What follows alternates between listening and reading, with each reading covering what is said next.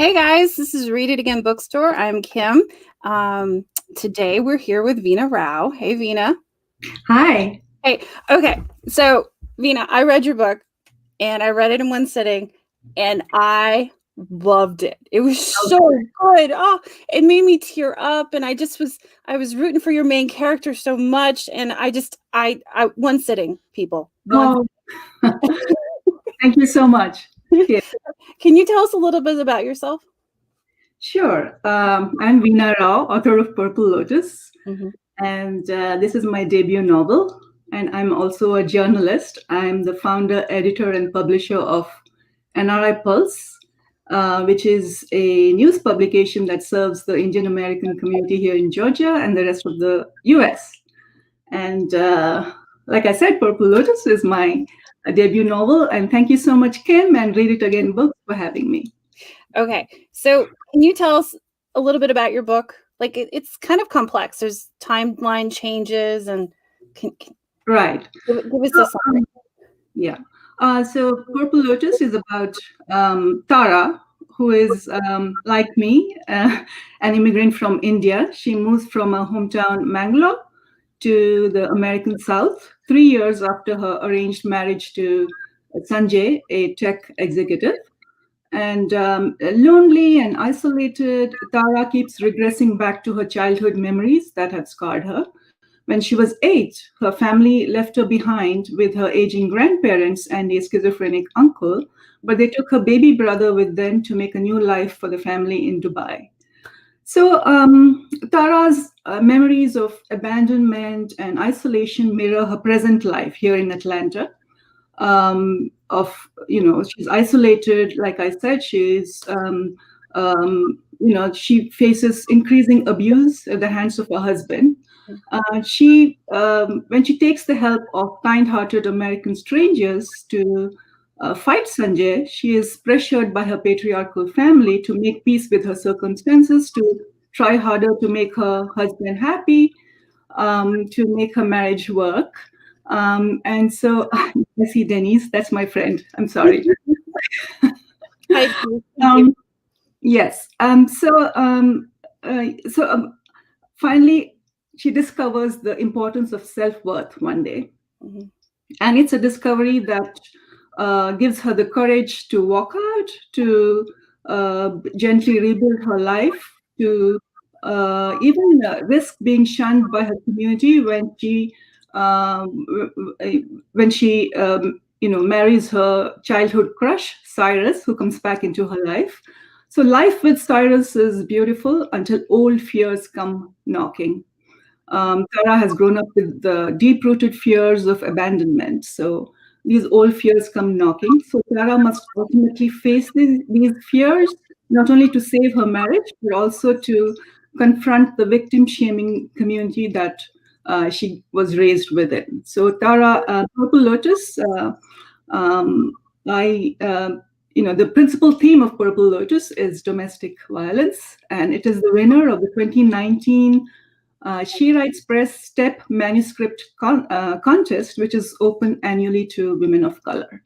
So and that was how it got published, right? Because you won this prize? That's correct. Yes. That's awesome.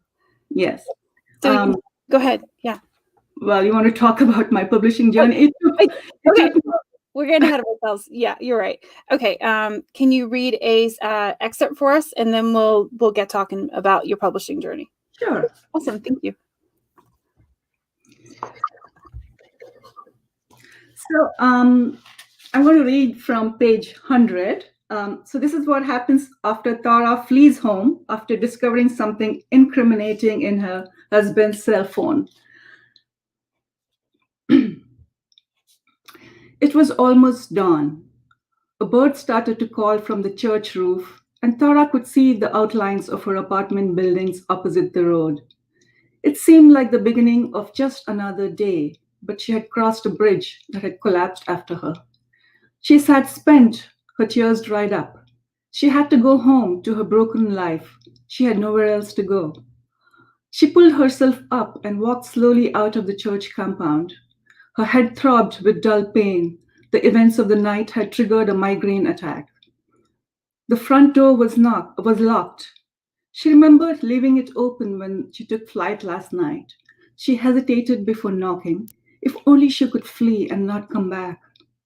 He ushered her in and quickly closed the door behind her. She could not bring herself to look at him. She walked into the living room, shook off her flip flops, and lay down on the sofa, face up. She stared unseeingly at the ceiling. Where did you go? He had followed her to the living room and stood near the love seat, arms crossed over his chest. She ignored him. Woman, you had me worried. I almost called the cops.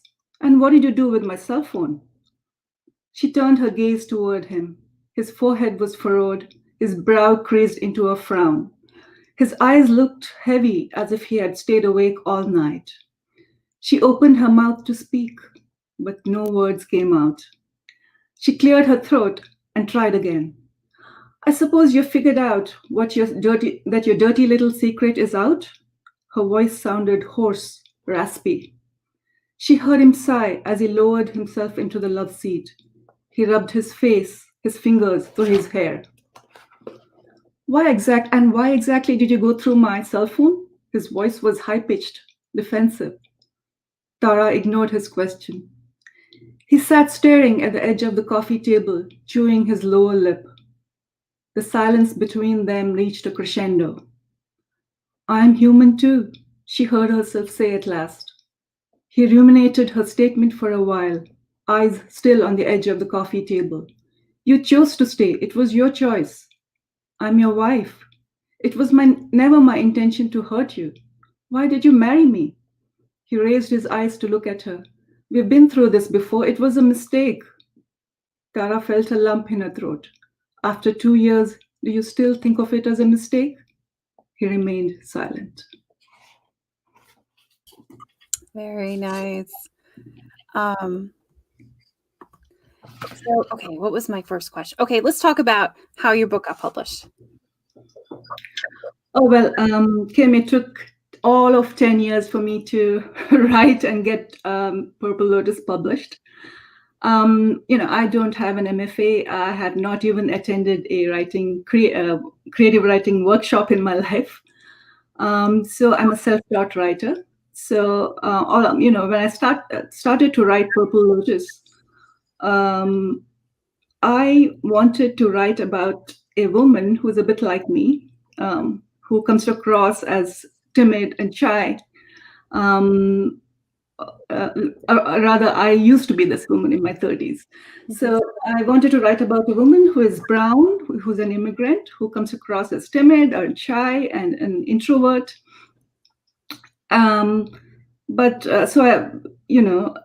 This is not something that goes well with the publishing industry. Is changing, and along with the women's empowerment movement, they want to see heroines who are feisty and strong. They know exactly what they want and they can express themselves beautifully. And Tara did not fit this mold. But I had to stick to what, I wanted to tell a story of a woman who is at a vulnerable place. Mm-hmm. And so I had to be her biggest champion. So, like I said, I had to write multiple drafts, and I have received hundreds of rejections over the years. Mm-hmm. Until last year, I came across this manuscript contest that is run by my wonderful publishers, She Writes Press, annually. To women, it is open to women of color. Mm-hmm. And I entered this contest and forgot all about it because, I had seen so many rejections until then. And then imagine my joy when I was informed by my publisher that I had won the contest. It was like, one of the most important, joyful moments of my life. Oh, I love hearing that story.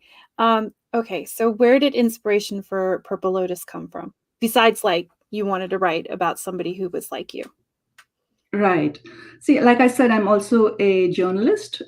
So I see abuse all the time. So that is one of the principal themes of Purple Lotus. Mm-hmm. I see it in my day job as a journalist here in Atlanta in the Indian American community as well as the larger Atlanta community. Mm-hmm. And I have seen it growing up in Mangalore. So I think abuse transcends race and time and culture. It happens everywhere, but there are some cultural distinctions that immigrant communities bring in. For instance, a lot of women belonging to the immigrant communities are restricted as to, they might be financially dependent on their husbands. They don't want to get into a legal mess with their visas, or they don't want to lose custody of the children. So the freedom they have to change their situation is limited. It was very important for me to, as a journalist, to create safe spaces for to have conversations around this topic. Mm-hmm. That was one of the reasons I wrote about the women.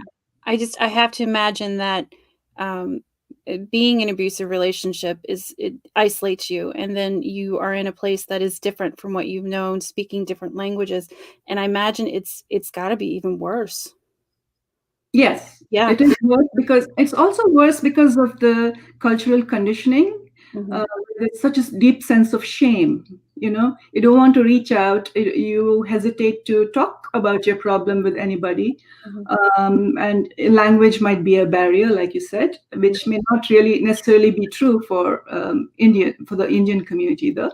Mm-hmm. But it could happen in other communities, minority communities. So, but there's such a deep sense of shame, which prevents you from talking about this problem outside. Because what will people say? That's a big thing for an Indian woman to face. So, and even if the woman finds the courage to walk out or to start afresh, she has to live with labels. A divorcee or a single woman is not accorded the same status as a married woman. So all these factors wane, which limit her, her freedom to change her situation. Well, in the book, you mentioned that your main character was being ostracized, but her ex-husband did not face any problems at all. Exactly. Yeah. The burden is almost entirely on the woman to make a marriage work, and it's always her fault. And if she does find the courage to walk out, she's the one who has to live with labels, not the man. And that's why it's so important to have this conversation. Yes. Oh my gosh, everybody needs to read this book. There was this one line, I mentioned it to you before we started. I am not worthless to me. That is my favorite line from the book. I mean, like, I had to stop. It was so good. Actually, Kim, that's my favorite line too, because it's so simple. It doesn't say much, Mm-hmm. But it says so much, I think. So yes, it just came to me. You put that like on the front of the book. Like that could be the book's catchphrase, and that would sell it. I think I am not worthless to me. So when did it come to you? How did it come to you? I create most of my scenes on long walks or as I'm meditating or just having a long hour-long shower. That's when I create my scenes. So I guess it just came to me then because I visualize every scene, I visualize it and then I write it. And the actual writing process is usually a couple of hours, but I spend longer just visualizing scenes. So I guess, I live the emotion of every character. And so this came to me. And because Tara is not, tradition, I mean, what you would call a feisty, aggressive woman, this shows her power, her strength, her inner strength, without having to resort to shouting or, signing match. Well, I love the fact that she's a bit of an introvert and she's quiet, and she when she comes into herself, she takes control. Absolutely. Yeah, and so I mean, it shows that even if you aren't the kind of person to stand on a street corner and yell out your feelings, you are still totally capable of taking control of your life. Absolutely. Love it. Oh, so what kind of writer are you? I mean, you said you visualize everything. Did you plot out the entire book, or did you just came out? No. Like I said, I sat with in front of a blank page, and so I put my 6-year-old self on a train. That's how that's the opening chapter, right? A 6-year-old girl on a train. So that was me. And this was a trip that my family actually made in 1975. But by the second chapter, Tara had evolved into her own person, and her challenges in life were quite different from my challenges.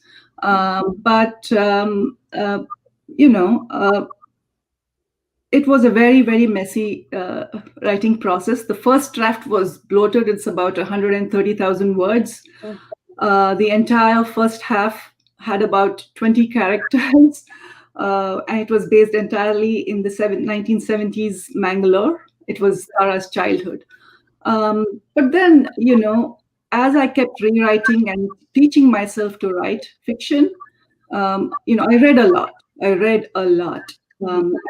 writers in the immigrant fiction genre, and I read my favorite authors over and over again, paying attention to plot progression and style and conveying emotions and character arc and all of that. And eventually it came to me that every word in a book has to move the story forward. So, I dropped, I think, 15 characters from the first half of the book. The second half was pretty strong. It was always strong. But the first half, I had to drop most of it. And so eventually what was left was Tara and her grandparents and her parents and her schizophrenic uncle. You could tell that you're a big reader because you have like a list of books that your character reads throughout. And, when she leaves her grandfather's house, she takes a book with her. And I like that. I love seeing books in books. Right. I used to be a big writer, but I must confess that, once I moved to the US, I was so consumed with the challenges of running my newspaper, which I founded in 2006. And I put a link in the comments for anybody interested. Okay. I'm sorry, what was that, Kim? Oh, I said I put a link in the comments so okay. People can check it out. Yeah. Is there any way I can see the comments? I think they're over on the right. Okay, I see it. Okay. Yeah. Yeah. See, I put it in here. So you've been focusing on working on your newspaper. Yes. Yes. So I was so consumed with the challenges that I stopped reading fiction. My reading came down to maybe one book a year. And so it was only when I started writing Purple Lotus again that I took up fiction reading again. So I love to hear that. You said there was a book that you wanted to recommend while we're talking about this, actually. Yes, I'd love to recommend Atlanta author Anju Gatani's Duty and Desire. It's also a book that talks about not an immigrant woman, an Indian woman in India, I suppose. But it's very colorful, has a lot of, it's very vibrant. Talks about Indian wedding, and if you've been to an Indian wedding, you know how colorful it can be. It's a 5-day long, extravaganza. Yeah, they have extravaganza. There are events every day. So, Anju Gatani's Duty and Desire. Very cool. I put a link in our comments so you guys can buy a copy from our website. I also put a link in our comments here where you can buy Veena's book. We have them in stocks. There's some behind us, and she's local, so we can sign them. She can sign them, and she can put your name on there. And this, by the way, would make a great Christmas present, people listening. So I really enjoy it. And guys, I do a lot of these, and I pretty much always like the book, but it's rare that I was like, okay, I read this in one sitting and it was amazing. So thank you. Everybody read this book right now. Okay, so what else are we going to talk about? Where does the title Purple Lotus come from? In Indian and Buddhist traditions, a lotus is a symbol of self-awakening. It's a lotus blooms in dirty, muddy waters, stagnant waters, but it grows tall and pure and beautiful toward the sun. And a purple-colored lotus is considered very rare. And like I said, it stands for self-awareness, which goes very well with the theme of my book, I think. It's about, if I had to describe my book in 5 words, it's a woman's journey towards self-awareness. So it fit well with my theme. And that's the first, when I sat with a blank page, in front of a blank page, that's the title came to me first. I didn't have a story, but I had the title. Oh, I love that. Where'd you get the idea for the uncle? Yeah, the uncle is based on my own uncle, who was one of the sweetest, kindest, gentlest people I knew, but who fell victim to the voices in his head until he passed away in the 90s. So I didn't have to do much research on that. Yes. What else? The only research I had to do was on abandonment fears. Yeah. Yes, because that's not something I'm, aware of. So I had to do a lot of research on that. But other than that, everything is, Well, I mean, you got it. Yeah, not you got it, but your book has it. Like, I mean, you did a very good job on that. Thank you. What else did you research? That's all. That was it. Everything else I have seen from up close, so I didn't have to research. Where'd you get the idea for her friends when she moves to the US? She falls into these great friendships that I just loved. Yes. A couple of friends, the American strangers, Ruth and Dottie, they're based on my own friends, Frances West and Nancy Hayden. I'm sure Frances is watching. She watches all my events. They're based on these 2 wonderful ladies who are my rock stars. When I first moved to the US, they've been, they were with me. They helped me settle down, and they are my rocks. That's awesome. I love to hear that, because out of everybody in this story, I wanted them to be real people. They are. The idea of that those people sitting there waiting just to help others it feels so good, especially like right now. Oops. Right. Yes. Absolutely. And these 2 ladies, they've made it their life's mission to help others, and I'm so grateful to have them in my life. Oh, I love it.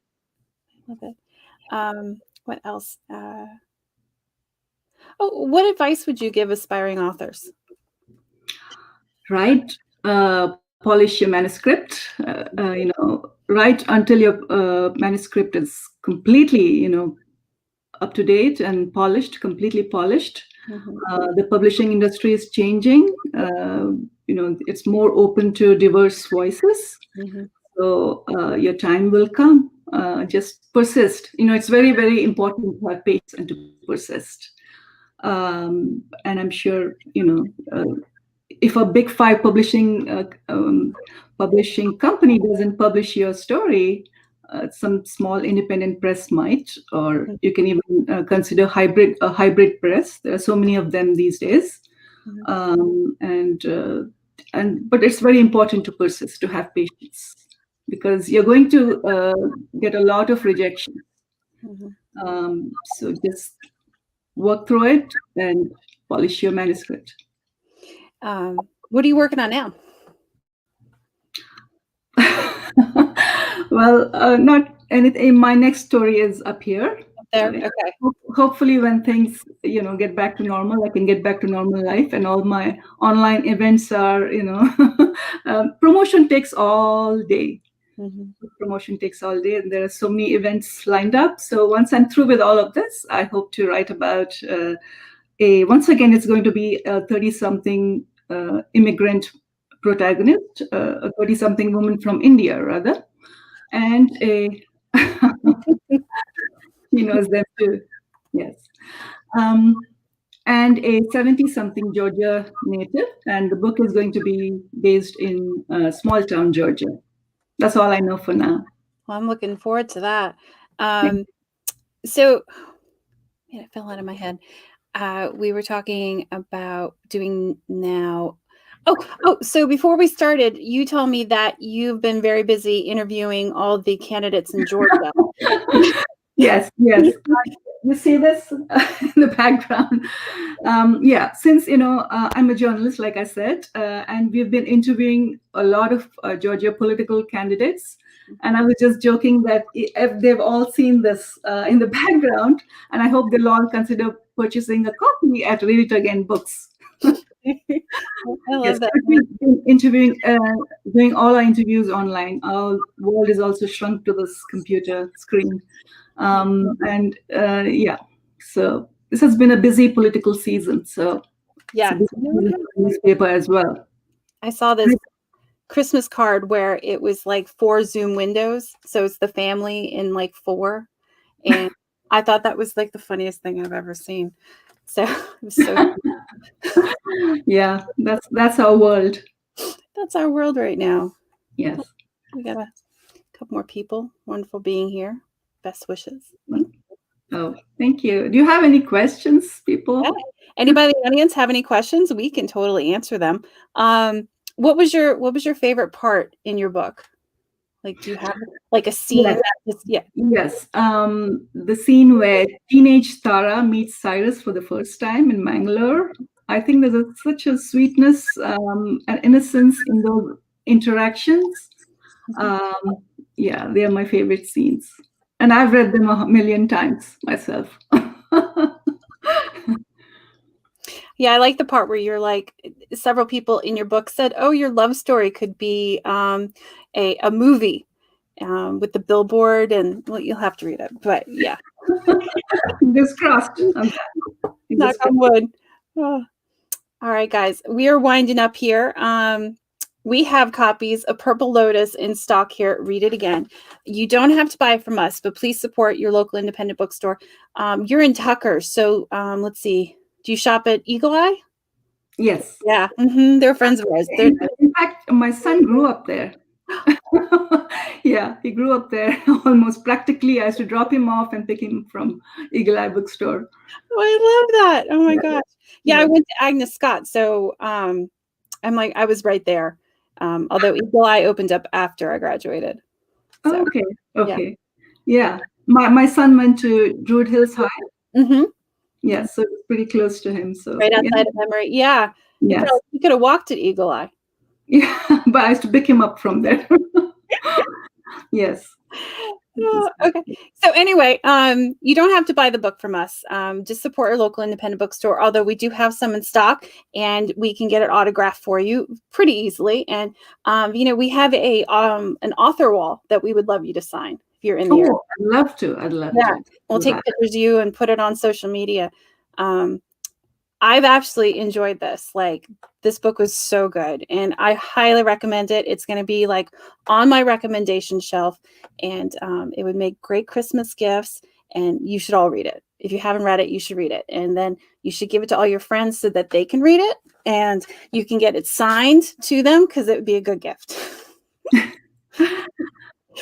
All right, guys. Well, thank you, Veena, for joining us. Everybody, go out and buy Purple Lotus. We have some in stock, and I'm really looking forward to whatever you create next. And there'll be signed copies, right, Kim? Mm-hmm. Yeah. Yes, I'll sign them on Monday. So Monday, awesome. All right, thanks, everybody. Good night.